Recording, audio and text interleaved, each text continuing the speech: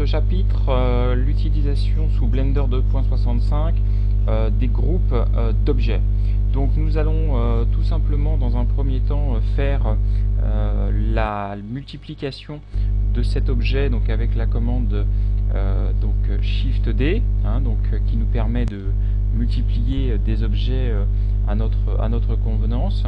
Nous avons la possibilité donc de joindre ces objets, puisque là chaque objet est une entité à part entière, que nous pouvons d'ailleurs regarder ici dans ce menu ici.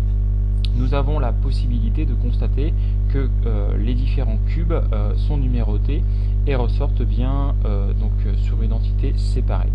Donc l'avantage ici, d'une part nous pouvons, si nous le souhaitons, renommer en double-cliquant sur le nom du cube, nous pouvons l'appeler test formation par exemple, et donc nous aurons ici la possibilité de différencier par les noms les objets.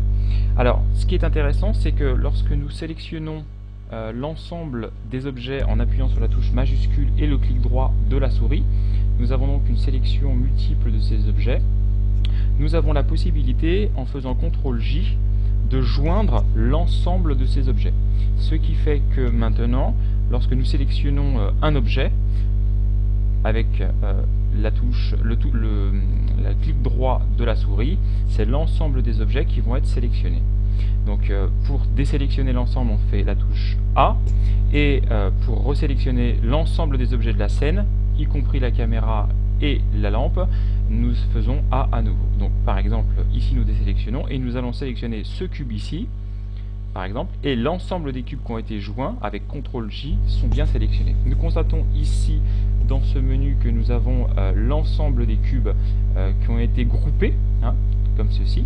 Donc nous avons bien un seul et même groupe.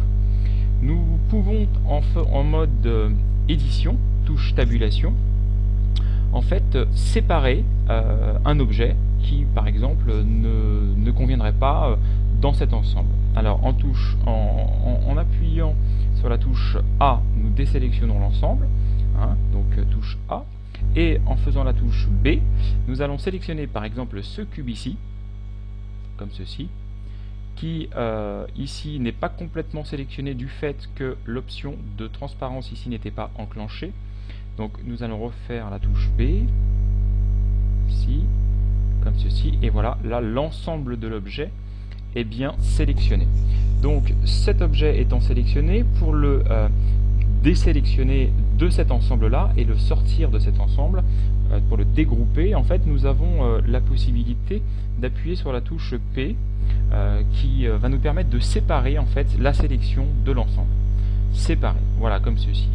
Donc une fois que nous avons fait la séparation, nous pouvons revenir en mode objet, donc en appuyant sur la touche tabulation, puisque là nous étions en mode édition, et de ce fait, ici, celui-ci et celui-ci sont bien toujours solidarisés, et par contre celui-ci est bien à part. Nous avons sur le menu ici à droite constaté que le cube de tout à l'heure, donc où nous avons les cubes ici, sont bien groupés ici, et le cube que nous avons désolidarisé est remis ici tout seul. Voilà pour le principe du groupement d'objets et de la désolidarisation. Je vous donne rendez-vous pour un chapitre ultérieur pour d'autres formations.